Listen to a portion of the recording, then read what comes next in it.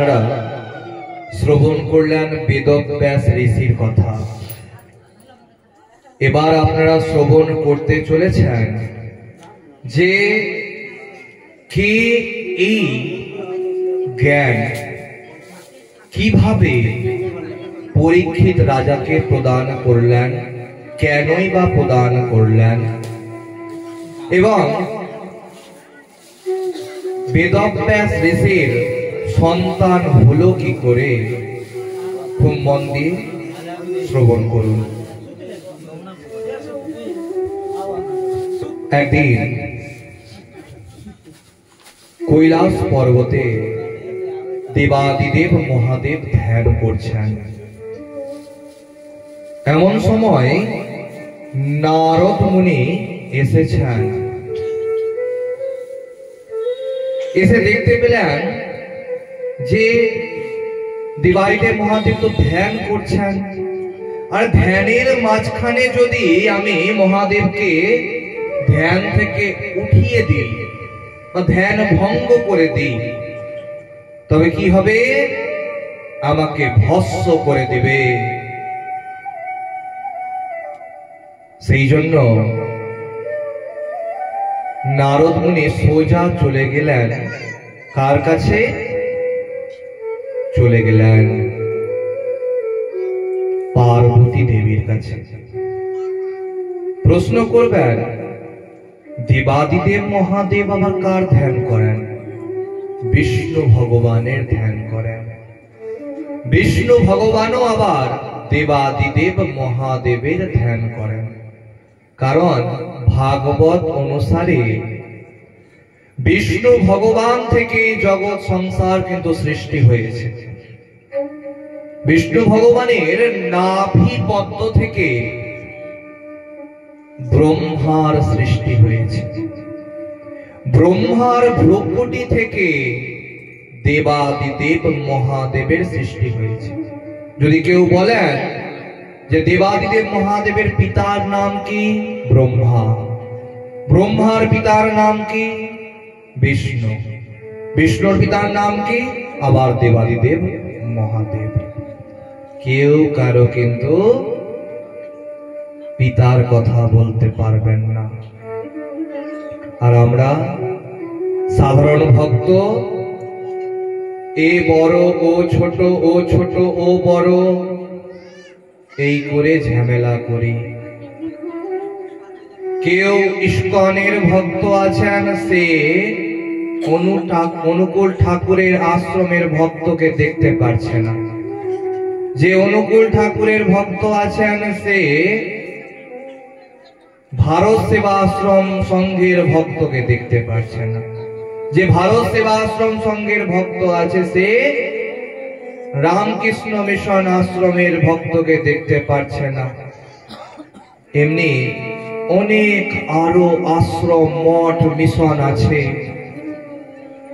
যেখান থেকে আমরা দীক্ষা গ্রহণ করে থাকি। কিন্তু একটা কথা চিন্তা করবেন, আমরা দীক্ষা নিচ্ছি ঠিকই, গুরুদেবের নামটাও পর্যন্ত ভুলে যাচ্ছি।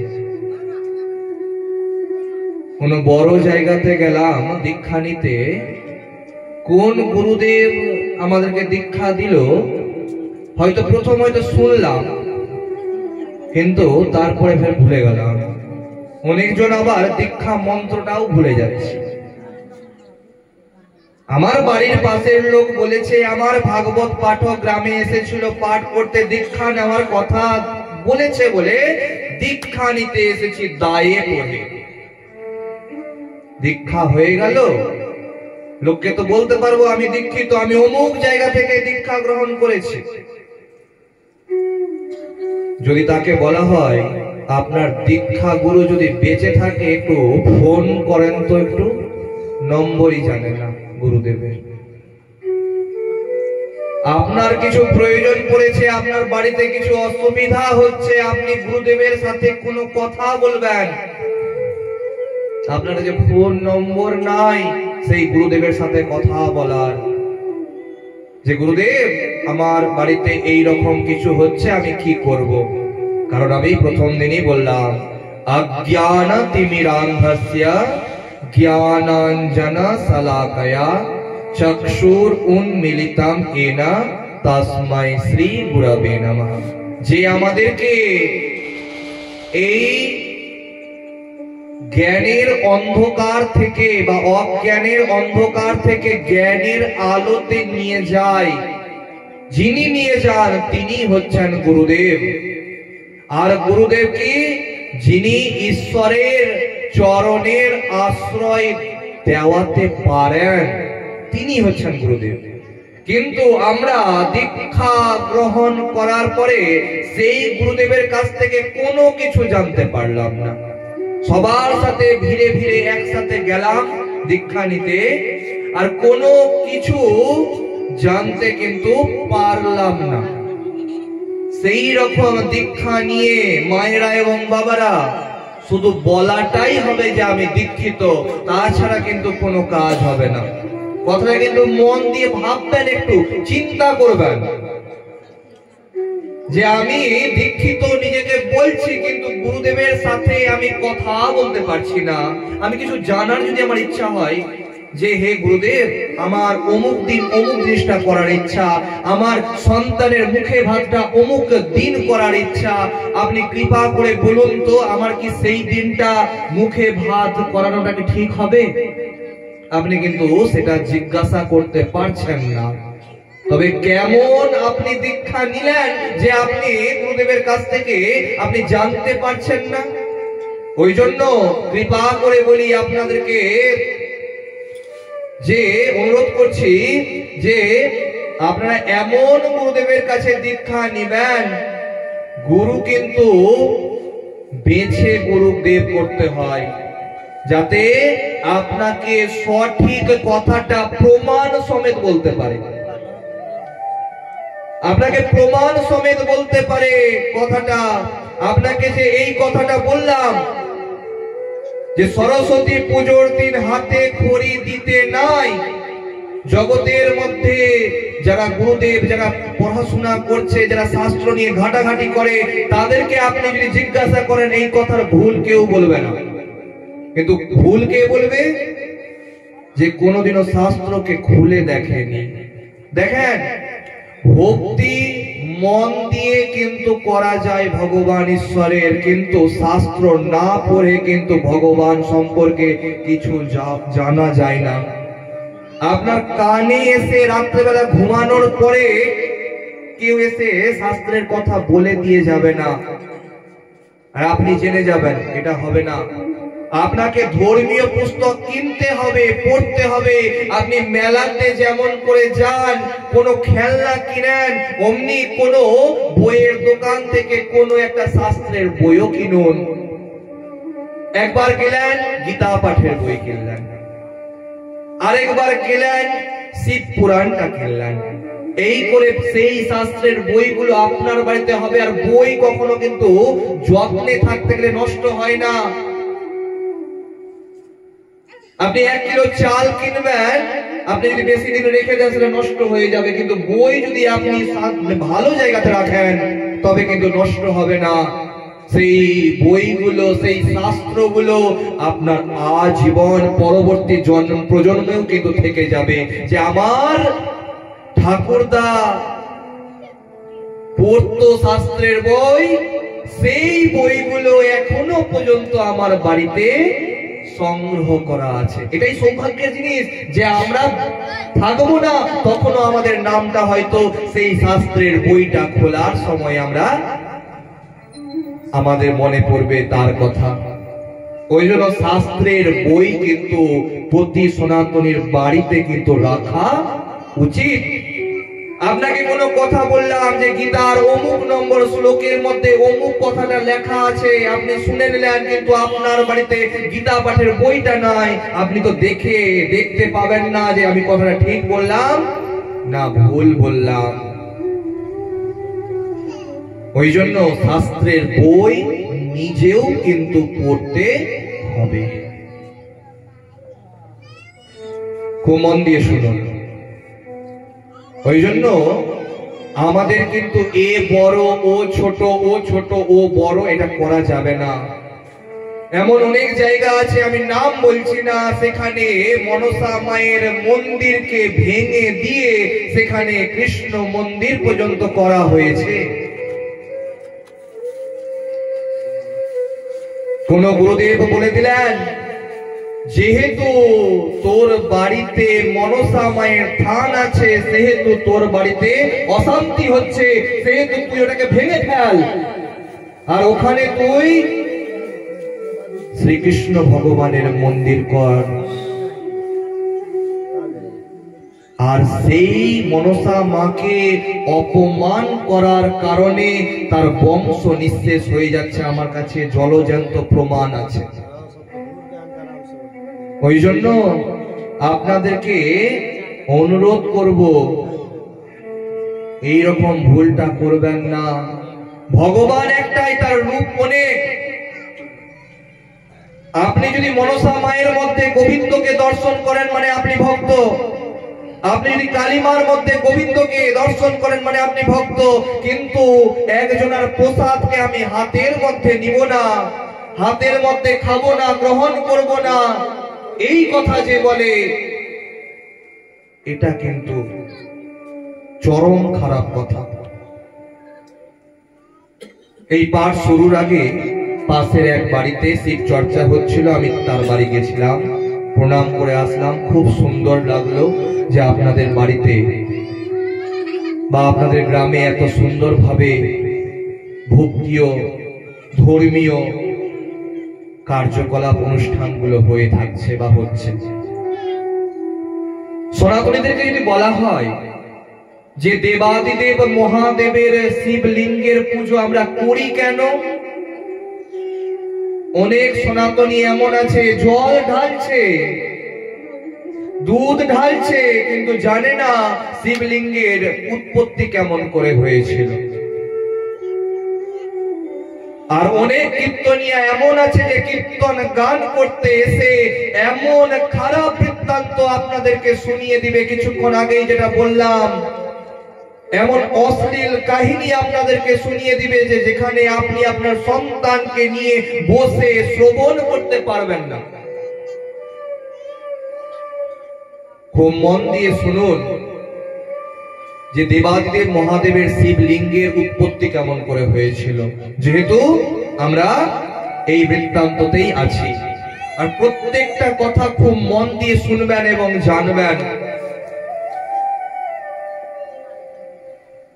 শিব পুরাণের বৃত্তেশ্বর সংহিতাতে শিবলিঙ্গের উৎপত্তির কথা বর্ণিত আছে। আমার ভিডিওগুলো যদি আপনারা দেখেন, সেখানে পৃষ্ঠার নম্বর বলে বলে রিডিং পড়ে পড়ে পড়ে পড়ে পড়ে পড়ে একদম ভিডিও করা আছে যে কি করে উৎপত্তি হলো। তবু আপনাদেরকে খুব মন দিয়ে বলে রাখি বা মন দিয়ে শ্রবণ করুন। একবার ব্রহ্মা এবং বিষ্ণু ভগবানের মধ্যে বিবাদ হয়েছিল যে আমাদের মধ্যে কে বেশি বড়। ব্রহ্মা ভগবান বলছেন আমি সৃষ্টি করি,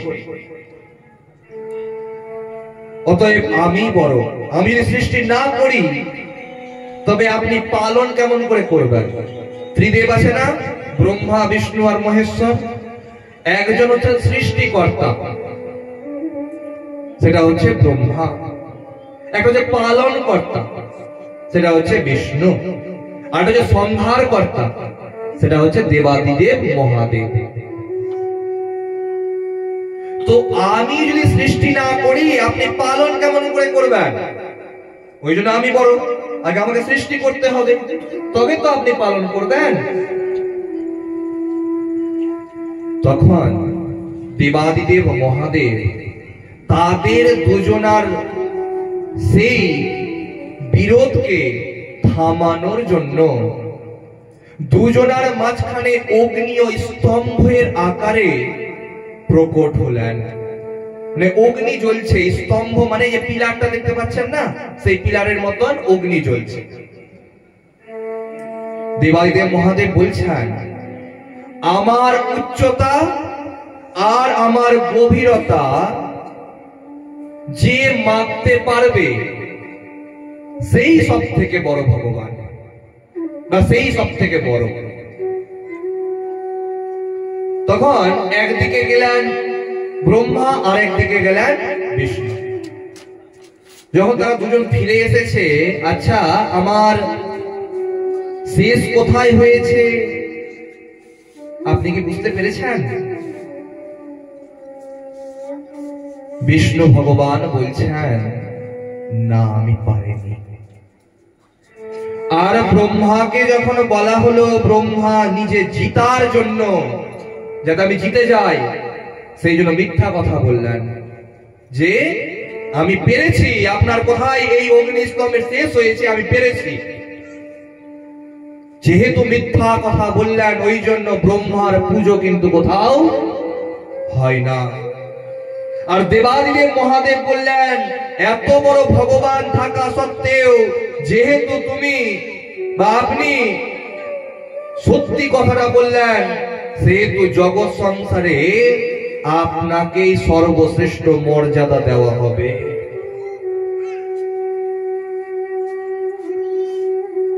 তারপরে দেবাদিদেব মহাদেবের সেই অগ্নি স্তম্ভটা শীতল হলো, ঠান্ডা হলো, এবং পিণ্ড আকৃতি ধারণ করে সেটা আমাদের পুজো করার জন্য সেটা ছোট হলো। এবং শিবরাত্রির দিন, সামনে শিবরাত্রি আছে, এটাই দেবাদিদেব মহাদেবের মন্দির।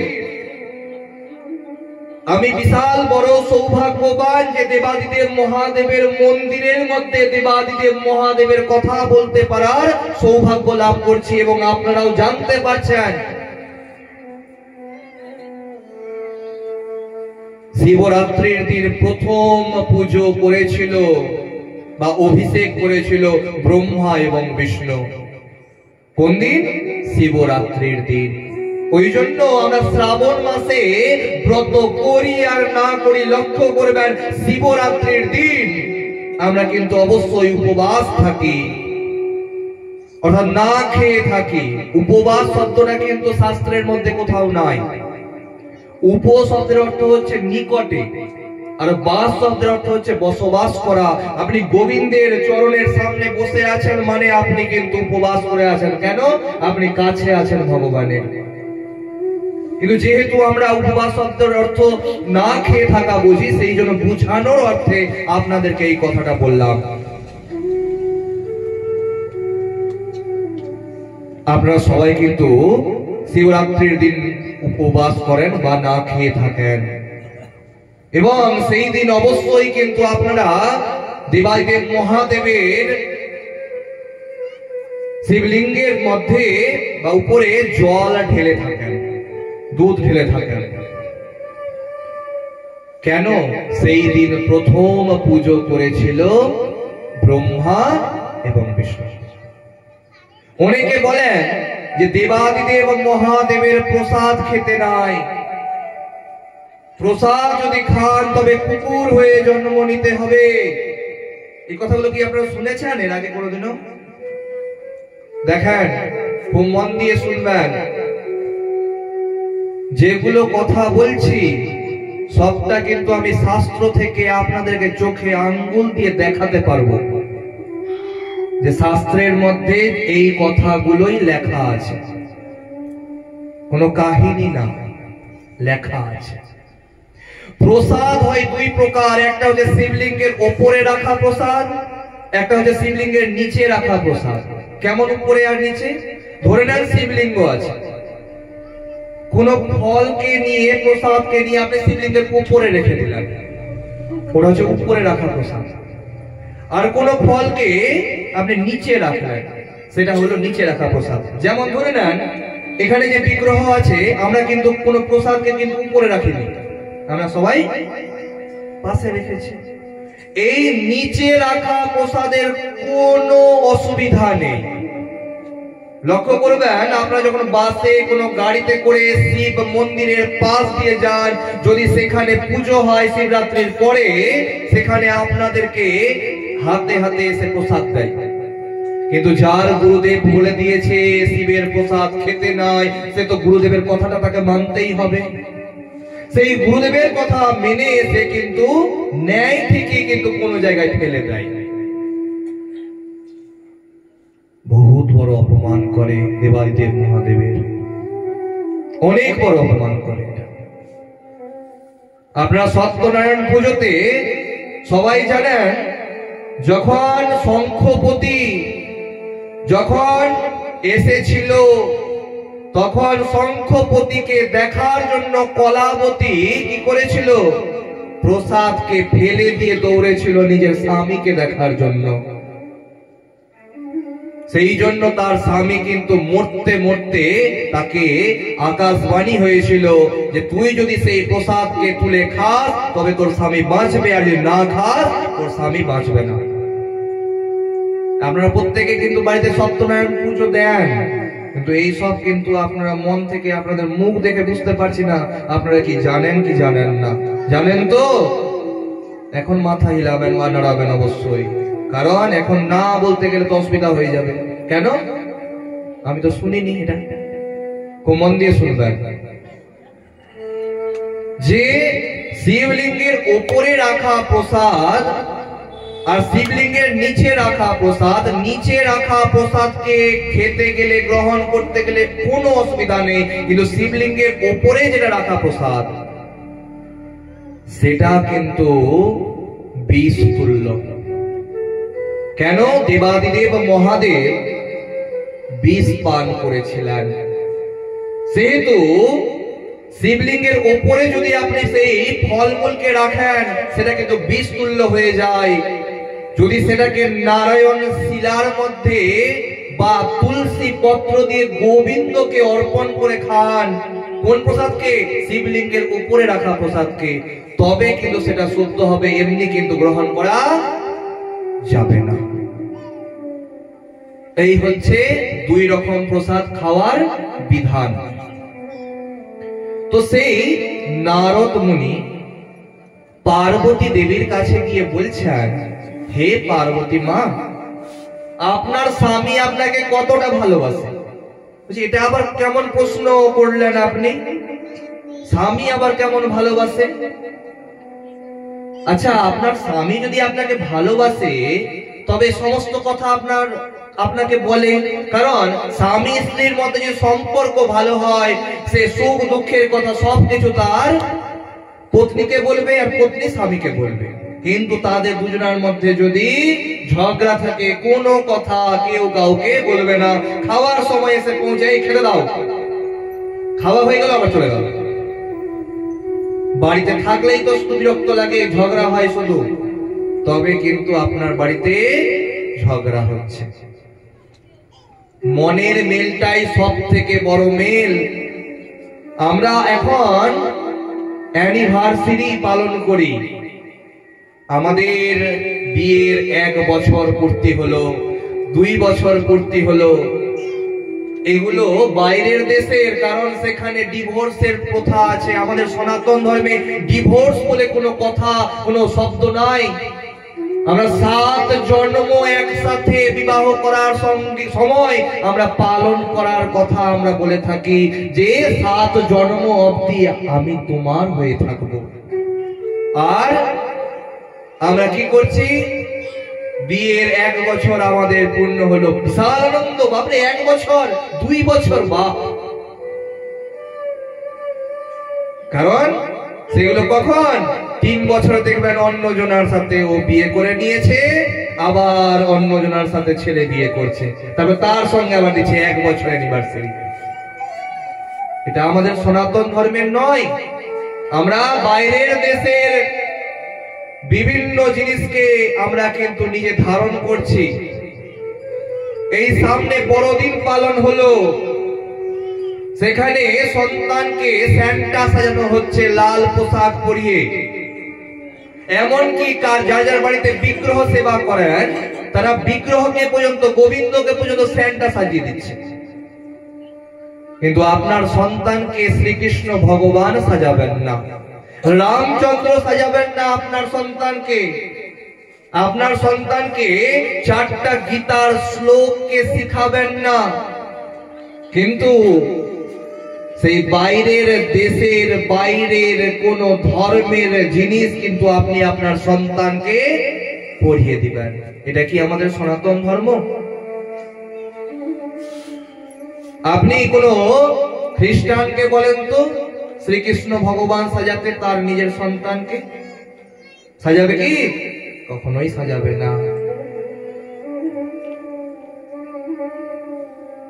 আপনারা এবং আমরা সমস্ত ধর্মকে সম্মান করব, কারণ আমাদের সনাতন ধর্ম শিখায় সর্বে ভবন্তু সুখিনঃ, সর্বে সন্তু নিরাময়া, সর্বে ভদ্রাণি পশ্যন্তু, মা কশ্চিৎ দুঃখে ভাগ হবে। সবাই যাতে সুখে থাকে, এটাতে কোনো ধর্মের কথা বলা হচ্ছে না।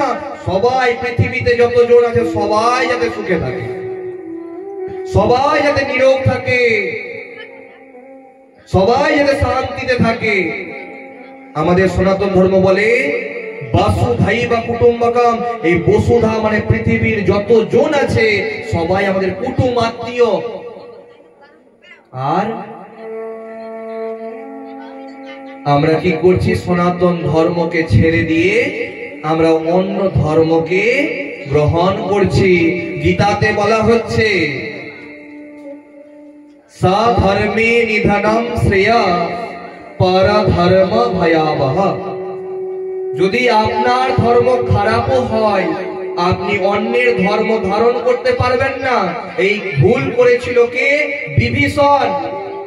সে তো গোবিন্দের ভক্ত ছিল, রামচন্দ্রের ভক্ত ছিল, কিন্তু কেউ নিজের সন্তানের নাম বিভীষণ রাখছেন? দেখেন তো, আপনি রেখে দেখান আপনার সন্তানের নাম বিভীষণ। কারণ তাকে বলা হয় ঘোর শত্রু বিভীষণ। সে ঘরের নিজের ঘরের জিনিসকে কি করেছিল? অন্যের কাছে বলে দিয়েছিল। কিন্তু অপর পক্ষে দেখা যায় মহাভারতের মধ্যে বিদুরকে, বিদুর কৌরবের ছিল, কিন্তু কখনো ছেড়ে দিয়ে পাণ্ডবের দলে গিয়ে যোগ দেয়নি।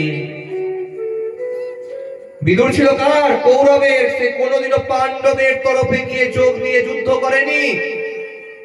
তার অনেক শক্তি ছিল, সে তো পারত অন্য দল থেকে যুদ্ধ করতে, কারণ সে নিজের ধর্মেই থেকেছে। কর্ণকে দেখুন, সে যখন জানতে পারলো কুন্তী দেবীর কাছে যে এই যতজন পঞ্চ পাণ্ডব আছে সেটা আমারই ভাই, সে আবার জানছে কখন? যুদ্ধের আগের দিন। সে প্রতিজ্ঞা করেছে যে আজ পাণ্ডবের একটা সন্তান মারা যাবেই যাবে। সে নিজে মারা গিয়ে বা মরে গিয়ে তার নিজের প্রতিজ্ঞাকে পূর্ণ করেছে। সেই জন্য যুধিষ্ঠির মহারাজ সেই কর্ণের পিণ্ড দানের সময় সমস্ত নারী জাতিকে অভিশাপ দিয়েছিল যে কোন নারী নিজের মনের মধ্যে কোনো কথাকে গোপন রাখতে পারবে না, তাকে কাউকে না কাউকে বলতেই হবে। লক্ষ্য করবেন, মেয়েরা কিন্তু নিজের মনের কথাকে বেশি দিন নিজের কাছে রাখতে পারে না। কেউ যদি কোনো কথা বললো, এই কথাটা কাউকে বলিস না, সবাইকে বলে দিয়ে বলবে যে তুই কিন্তু অন্যজনকে বলিস না, কারণ আমাকে বলেছে সে কাউকে না বলতে। আবার সে আবার অন্যজনকে বলবে তুই কিন্তু এই কথাটা কাউকে বলিস না, কারণ খুব কিন্তু এই কথাটা বলতে কিন্তু ঝগড়া হয়ে যাবে। এই করে করে যার সম্পর্কে বলেছে সে কিন্তু জেনেই যাবে, কারণ যতক্ষণ না পর্যন্ত সে জানবে ততক্ষণ পর্যন্ত আপনাদের শান্তি হবে না, কারণ ঝগড়া লাগাতেই তো হবে। আপনারা গতকাল ধুন্দুলি দেবীর কথা শুনেছেন, শেষ পরিণতি কি হয়েছিল আপনারা সবাই জানেন। তো সেই নারদ মুনি যখন এই কথা বললেন, তখন পার্বতী দেবী বলেন হ্যাঁ আছে। তখন বলছে আচ্ছা বলুন তো, দেবাদিদেবের মহাদেবের গলাতে যে মুন্ড মালাগুলো থাকে সেগুলো কার? দেবাদিদেব মহাদেব যে গায়ের মধ্যে ছাই ভস্ম মেখে থাকে সেটা কার ছাই মাখে? আর অমর কথা সম্পর্কে কি আপনি কিছু জানেন? এই কথা শুনে পার্বতী দেবী মুখটা লজ্জাতে মাথাটা নত করে দিলেন। কেন? তিনি তো জানেন না। আমি যদি বলেন না, তবে কিন্তু লজ্জায় পড়ে যাবেন। নারদ মুনি বুঝে গেলেন, কানের মধ্যে দিয়ে তাড়াতাড়ি একদম চলে গেলেন। এইবার একদম রেগে পার্বতী দেবী অভিমান করে আছেন যে দেবাদিদেব মহাদেবের যখন ধ্যান ভঙ্গ হবে তার সাথে কিন্তু আমি কথা বলবো না। দেখি দেবাদিদেব মহাদেব ধ্যান ভঙ্গ হয়েছেন। ধ্যান ভঙ্গ করে পার্বতী দেবীর সঙ্গে কথা বলার চেষ্টা করছেন। পার্বতী দেবী বারংবার মুখ ফিরিয়ে নিচ্ছেন।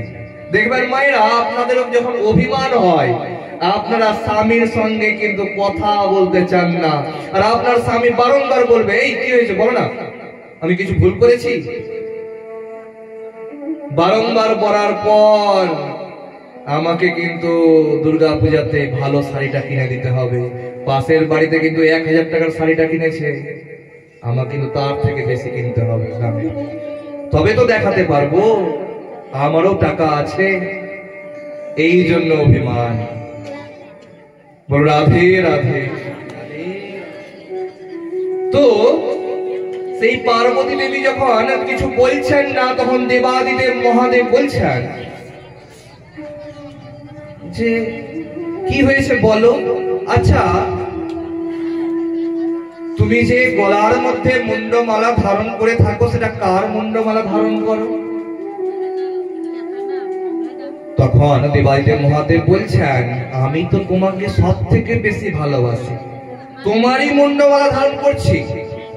আমি তো জীবিত আছি, আমার কিভাবে মুন্ডমালা তুমি ধারণ করতে পারো? পার্বতী, তোমার কিন্তু বারংবার মৃত্যু হয়েছে, বারংবার জন্ম হয়েছে। আমার কিন্তু মৃত্যু বা জন্ম হয় না, যেহেতু আমি অমর কথা জানি বলে। আপনারা জানেন সবাই, দক্ষ রাজার সন্তান বা মেয়ে ছিল কে? সতী দেবী। সেই সতী দেবী দক্ষ রাজা একবার কি করেছিল? যজ্ঞ করেছিল। সেখানে ত্রিদেবকে আমন্ত্রণ করেননি, কিন্তু পার্বতী দেবী কি যেন সতী দেবী বারংবার পিড়াপিড়ি করতে তাকে যেতে বাধ্য করা হয় বা বাধ্য করেন।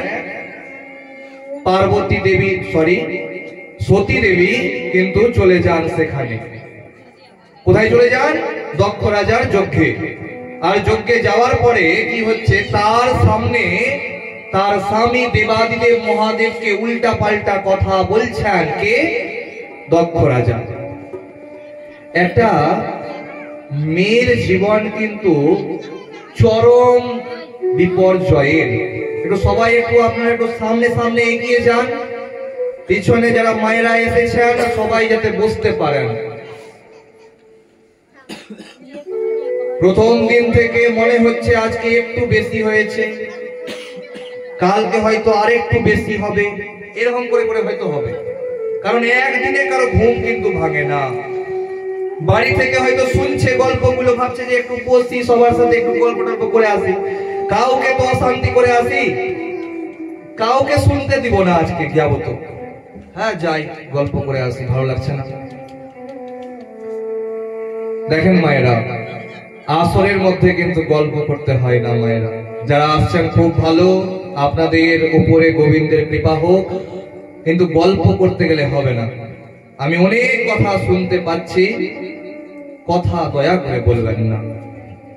তো সেই কি হয়েছিল, সতী দেবী সেই অপমানটা সহ্য করতে পারছেন না। ধরে নেন মায়েরা, আপনারা যে স্বামীর সাথে বিবাহ করে সংসার করছেন, আপনারা বাপের বাড়ি বা বাবার বাড়ি গেছেন, সেখানে গিয়ে আপনার স্বামীর নামে আপনারই ভাই, আপনারই বোন, আপনারই পিতা যদি কোনো খারাপ কথা বলে, আপনি যদি আপনার স্বামীকে সত্যিকারের ভালোবেসে থাকেন, আপনি কিন্তু কখনো সহ্য করতে পারবেন না।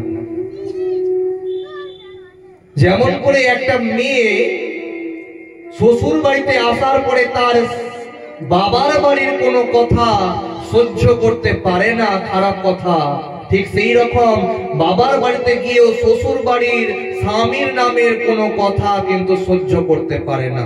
কিন্তু যদি শাশুড়ির নামে যদি নিন্দা করে সেটা কিন্তু সহ্য করতে অবশ্যই পারবে। তোর শাশুড়িটা ভালো নয়, তোর শাশুড়িটা অনেক খারাপ, যদি সেই মেয়ের মা বলে তবে কিন্তু হ্যাঁ মা জানো আমাকে না খুব কাজ করায়, নিজে বসে থাকে আর আমাকে খুব কাজ করায়। একদিন আপনার শাশুড়িটাও কিন্তু বৌমা হয়ে এসেছিল আর তাকেও কাজ করতে হয়েছে, আপনাকেও হচ্ছে। দেখুন, শাশুড়ি মা আর বৌমার ঝামেলাতে আমি যাব না।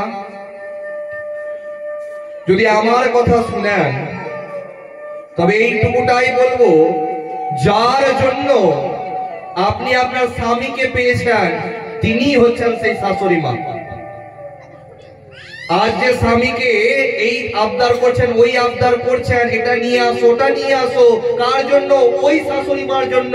ওই জন্য শাশুড়ি মার সাথে ঝগড়া করার সময় একটু এই কথাটা চিন্তা করবেন, একদিন আপনিও শাশুড়ি মা হবেন, আপনার সাথেও তেমনই কিন্তু ঘটনা ঘটবে। তো কি হচ্ছে, সেই দক্ষ রাজা যখন এই কথা বললেন সতী দেবীকে তার স্বামী অর্থাৎ দেবাদিদেব মহাদেব সম্পর্কে, তখন তিনি এই রাগ, এই অপমান সহ্য করতে না পেরে সেই অগ্নির মধ্যেই নিজেকে কিন্তু আহুতি দিয়ে দিয়েছিলেন। পরবর্তী সময়ে আরো অনেক বিস্তার কাহিনী আছে, যেখানে দেবাদিদেব মহাদেব সতী দেবীকে নিয়ে তাণ্ডব নৃত্য করেছিলেন এবং 51টি খণ্ড আমাদের বাংলাতেই বেশি পড়েছে। 51টি সতীপীঠে জন্মগ্রহণ করেছে বা এখনো পর্যন্ত আছে। আপনারা বিভিন্ন জায়গায় যান, দর্শন করে আসেন। তো এই হচ্ছে বৃত্তান্ত। তো সেই সতী দেবী এইরকম করে, পার্বতী এমন করে অনেকবার সতী দেবী পার্বতীর জন্ম হয়েছে, কিন্তু দেবাদিদেব মহাদেবের জন্ম মৃত্যু হয়নি। তখন পার্বতী দেবী বলছেন, তবে আমাকেও অমর কথাটা জানিয়ে দেন, শিখিয়ে দেন, বলে দেন, তবে আমিও মারা যাব না, আমিও তোমার সাথে সব সময় থাকতে পারবো। দেবাদিদেব মহাদেব বলছেন যে এই কথা সবার সামনে বলতে নাই, এই কথাটা কিন্তু গোপনে বলতে হয়। আচ্ছা, গোপনেই বলবে তো গোপনেই বলো। তখন অমরনাথ গুহাতে নিয়ে যাওয়া হলো। কোন গুহাতে? অমরনাথ গুহাতে। সেখানে পার্বতী দেবীকে বাম পাশের মধ্যে বসালেন। এই কথাটা কিন্তু খুব মন দিয়ে আপনারা সবাই শুনবেন। যদি আপনার বাড়িতে যজ্ঞ হয়, হোম হয়, তবে যদি আপনি পুজোতে বসে থাকেন তবে স্বামীর ডান পাশে বসবে স্ত্রী। খুব মন দিয়ে শুনবেন কিন্তু কথাটা। যদি যজ্ঞতে স্বামী স্ত্রী বসে তবে স্বামীর ডান পাশে বসতে হবে স্ত্রীকে। কিন্তু আপনার বাড়িতে যখন পুজো হবে, সত্যনারায়ণ পুজো বা আর অন্য কোনো পুজো, তখন কিন্তু বাম পাশে বসতে হবে। লক্ষ্য করবেন, কোন বিবাহতে কি করা হয়, কোন বিয়েতে যতক্ষণ না পর্যন্ত অগ্নি প্রজ্বলন করে খই দেওয়া হচ্ছে, সিঁদুর দান হচ্ছে, ততক্ষণ পর্যন্ত ডান দিকে বসে থাকে কে? পত্নী। আর যখন শেষ হয়ে যায় বিবাহ, সিঁদুরদান হয়ে যায়, দেখবেন নাপিত মশাইকে বলা হয় পিঢ়াটা অদল বদল করতে। তখন পিঢ়াটাকে অদল বদল করে বাম পাশে এসে বসে পত্নী। লক্ষ্য করবেন কিন্তু এইগুলো, কথাগুলো কিন্তু মনে মনে সবটা রাখবেন এবং লক্ষ্য করবেন এগুলো। যখনই আপনার বাড়িতে অগ্নি জ্বলবে তখনই কিন্তু পত্নী বসবে কোন দিকে? ডান দিকে। আর যখন পুজো হবে তখন কিন্তু বাম দিকে। তো সেই পার্বতী দেবীকে বাম পাশে বসালেন এবং অমর কথা বলতে শুরু করলেন। তার আগে পার্বতী দেবীকে বলছেন, আচ্ছা অমর কথা বলছি ঠিকই, কিন্তু কেউ যদি শুনে নাই, এত গভীর একটা জায়গাতে গুহার মধ্যে নিয়ে আসলাম, কেউ তো শুনে নিতে পারে। ওই জন্য ত্রিশূল চালনের মাধ্যমে এবং 3 বার হাততালির মাধ্যমে সমস্ত পশু পক্ষী জীব জন্তুকে সেখান থেকে গুহা থেকে বের করে দিলেন এবং গুহার দরজাকে বন্ধ করে দিলেন। পার্বতী দেবী, শুনো, তোমাকে আমি অমর কথা শোনাচ্ছি ঠিকই, যেটাকে রাজতত্ত্ব বলে, কিন্তু তোমার এই কথা শুনতে শুনতে কিন্তু ঘুম আসতে পারে। আমি পাঠের শুরুতেই বলে থাকি যে শ্রোতা হতে গেলে সারতাও হবে, শ্রোতাও হবে, আর প্রকৃত শ্রোতাও হবে। যেমন এখানে এই আসরের মধ্যে সারতাও আছে, শ্রোতাও আছে, আর প্রকৃত শ্রোতাও আছে, 3 জনাই থাকবে। যতই বলি থাকবে কিন্তু 3 জনই। তো সেই পার্বতী দেবীকে কথা আরম্ভ করলেন শোনাতে, আর শোনাতে শোনাতে পার্বতী দেবী কখন ঘুমিয়ে গেছেন। আর এদিকে অমর কথা যখন প্রায় শেষের দিকে, তখন পার্বতী দেবীকে বলছেন, কি ব্যাপার, তুমি ঘুমিয়ে গেছো যে? কিন্তু দেবাদিদেব মহাদেব সেই জিনিসটা বুঝতে পারেননি। কেন বুঝতে পারেননি? কারণ তাকে ঘুমানোর আগেই বলে দিয়েছিলেন যে তুমি কাহিনী বৃত্তান্ত শুনতে শুনতে হুঙ্কার দিবে, অর্থাৎ হুঁপতি হুঁপতি এই আওয়াজটা করবে, তবে আমি বুঝতে পারবো তুমি আমার কথা শুনছো। ধরে নেন আপনারা আমার সামনে আছেন, আমি দেখতে পাচ্ছি কে শ্রোতা হয়ে আছে, কে শ্রোতা হয়ে আছে, আর কে শ্রোতা হয়ে আছে, কিন্তু আমার পিছনে যারা আছে তাদেরকে কি দেখতে পাচ্ছি আমি? আমার পাশে যদি কেউ বসে থাকতো আমি কি দেখতে পাচ্ছি? দেখতে পাচ্ছি না। তো যদি হু হু করে বা হুঙ্কার দেয়, হুঁপতি বলে, তবে কিন্তু শুনতে পাবো যে না, বুঝতে পারছে। তো সেই জন্য ঘুমিয়ে গেছে। কিন্তু হুঁপতি হুঁপতি এই আওয়াজটা কিন্তু থামেনি। এর কারণটা কি? এক সুখ পাখির বাসাতে সুখ পাখি সেই ত্রিশূলের ভয়ে হাততালির আওয়াজে পালিয়ে গিয়েছে, কিন্তু তার যে ডিম সেটা কিন্তু ছিল সেই বাসার মধ্যে। আর অমর কথা শোনাতে শোনাতে সেই ডিমটা ফুটে কি হয়েছে? নবজাত সুখ পাখি জন্মগ্রহণ করেছে। আর সেই সুখ পাখি, নবজাত সুখ পাখি শুনেছে হুঁপতি আওয়াজ, আর সেই আওয়াজ শুনে সে কিন্তু শিখে ফেলেছে হুঁপতি বলতে। আমাদের প্রত্যেকের বাড়িতে ছোট ছোট সুখ পাখি আছে মায়েরা, আর তার সামনে যখন আপনারা ঝগড়া করছেন, মুখের ভাষা খারাপ করে কিছু বলছেন, তখন কিন্তু হয়ে যাচ্ছে খারাপ বিষয়। তো সন্তান যখন ছোট থাকবে সেই সময় সংস্কারটা দিতে হবে ভালো।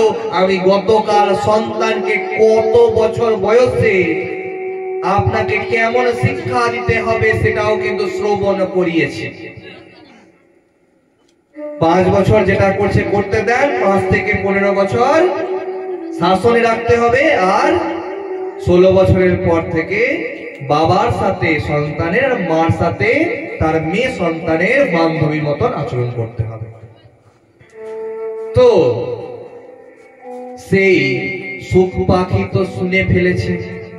দেবাদিদেব মহাদেব যখন চারিদিকে দেখছে যে আমার কথাটা কে শুনলো, যখন দেখতে পেয়েছে সেই সুখ পাখির বাসাতে নবজাত সুখ পাখি আছে, তাকে দেখে রেগে গেছেন অনেক দেবাদিদেব মহাদেব, এবং তার পিছনে ছুটতে শুরু করলেন ত্রিশূল নিয়ে।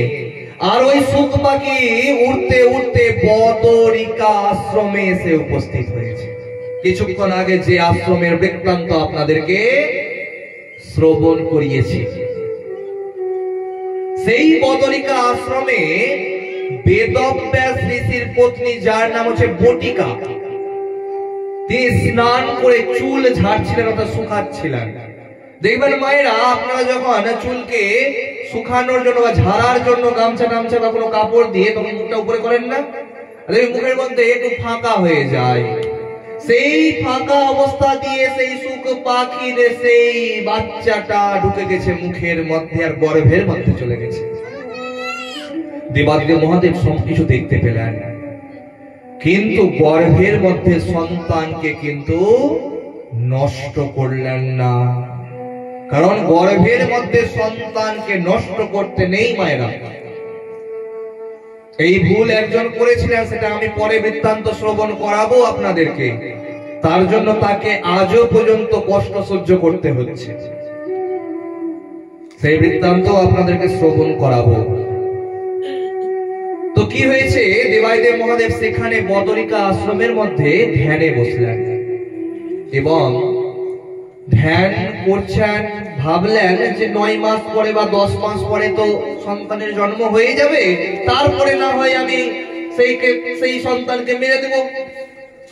এদিকে গর্ভের মধ্যে থেকে সেই শুক পাখি শুকদেব কি করলেন, 16 বছর সেই গর্ভের মধ্যে তপস্যার সংকল্প নিলেন। 1 বছর 2 বছর না মায়েরা, ক বছর? 16 বছর। দেবাদিদেব মহাদেবের 1 বছর পরে যখন ধ্যান ভেঙে গেছে, তিনি উঠেছেন।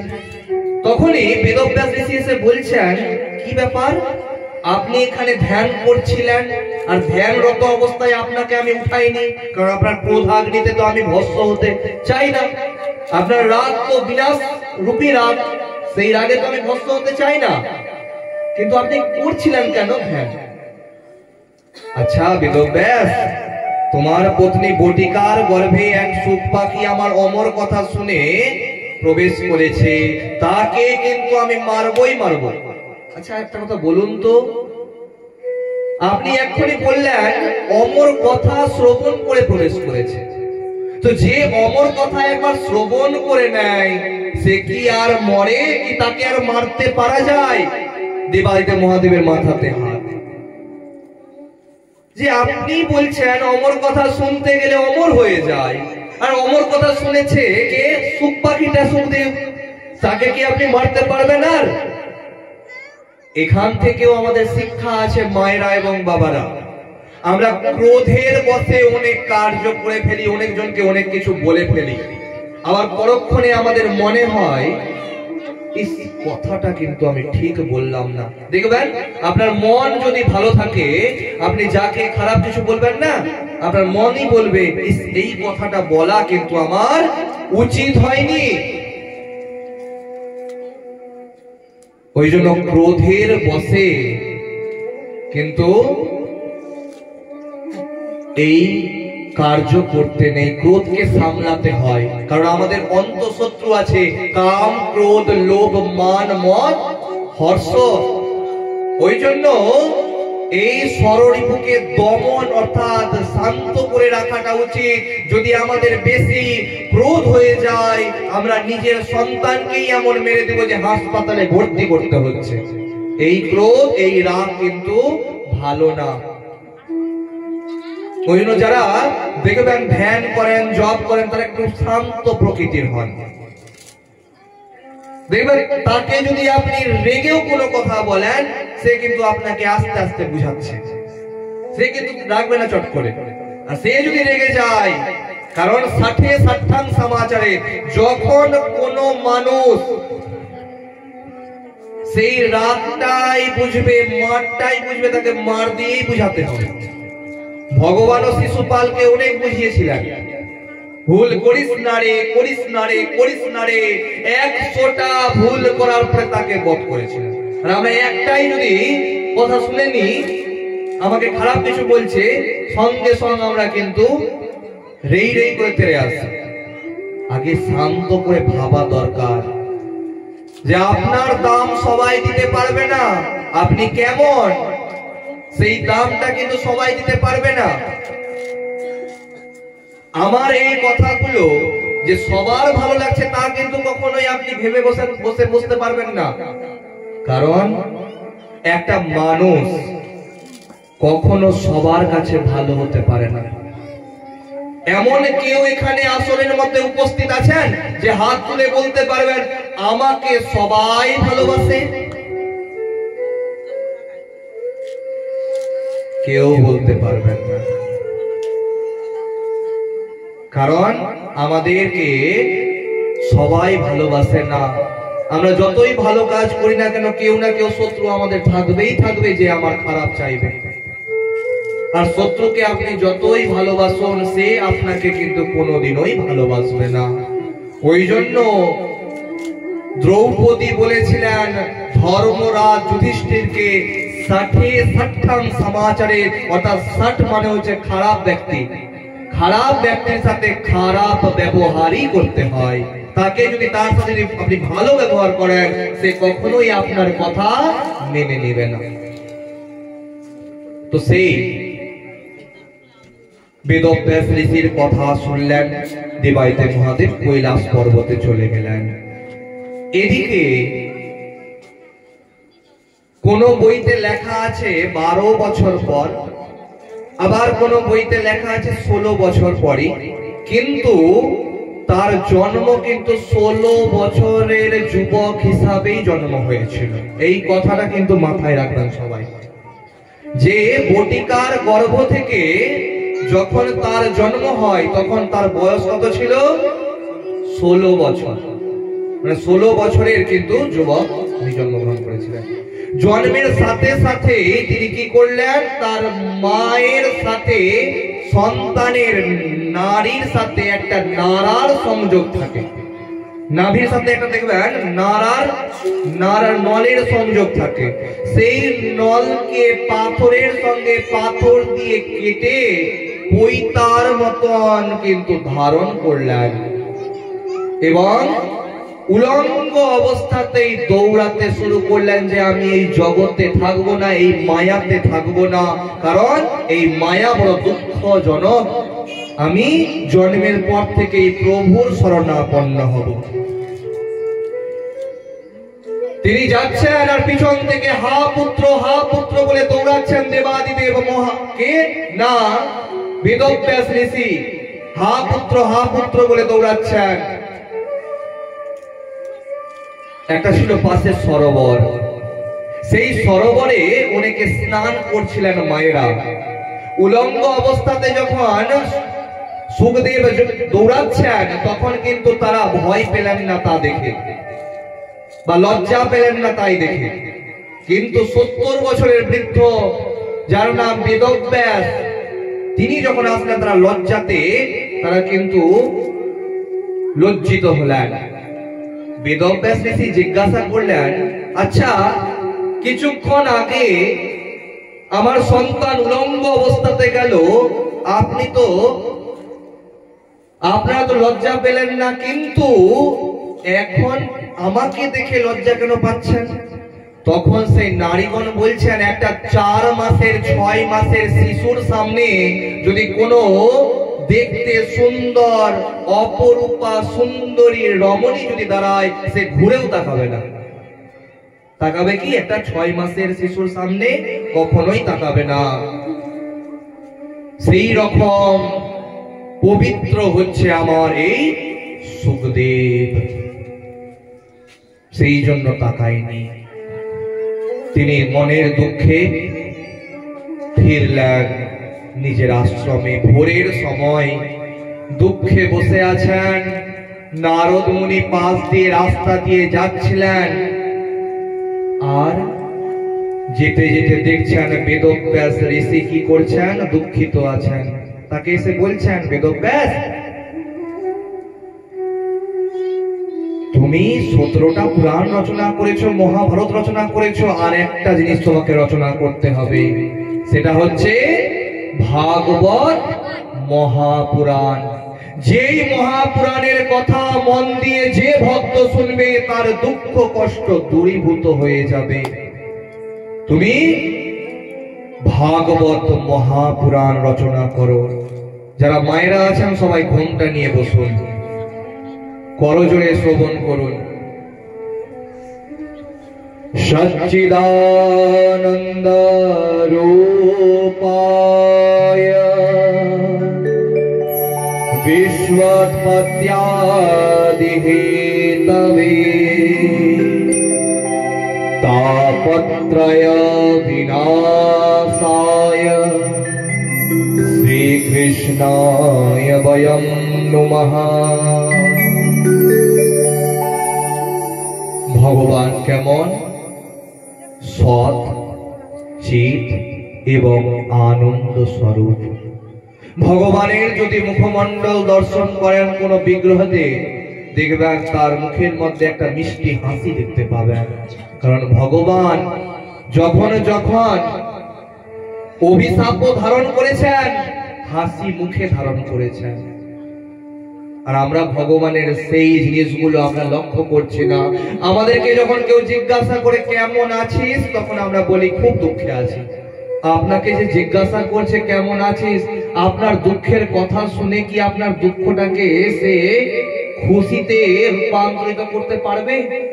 ওই জন্য যদি আপনি দুঃখিতও থাকেন, যদি কেউ জিজ্ঞাসা করে আপনি কেমন আছেন, গোবিন্দের কৃপায় খুব ভালো আছে, তবেই কিন্তু গোবিন্দের কৃপা আপনার লাভ হবে। কারণ গোবিন্দ দেখবেন যে আমার ভক্ত জীবনের মূল্যটা বুঝে গেছে।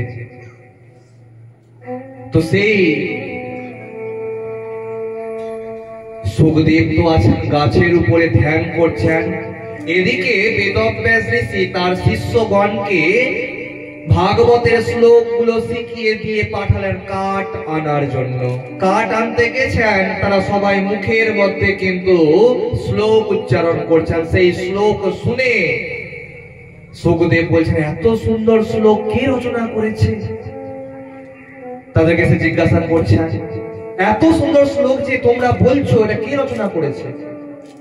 তোমারই পিতা বেদব্যাস ঋষি। তুমি যাও তার কাছে গিয়ে এই ভাগবত কথা শ্রবণ করে আসো। তিনি তখন গেলেন তার পিতার কাছে। পিতা তাকে ভাগবত কথা শ্রবণ করালেন এবং বললেন যে এই কথা তোমাকে এমন একটা রাজাকে শ্রবণ করাতে হবে, যাকে তুমি এই কথাকে শ্রবণ করিয়ে উদ্ধার লাভ করাবে, অর্থাৎ তার আত্মাকে শান্তি করাবে। তো সেই রাজাটার নাম কি? পরীক্ষিত রাজা। बोलिए सुखदेव ऋषि की प्रेम से बोलिए बांके बिहारी लाल की प्रेम से बोलिए राधे राधे। একটা আপনারা এবার ভজন শ্রবণ করে নেন, একটা এবার ভজন শ্রবণ করে নেন।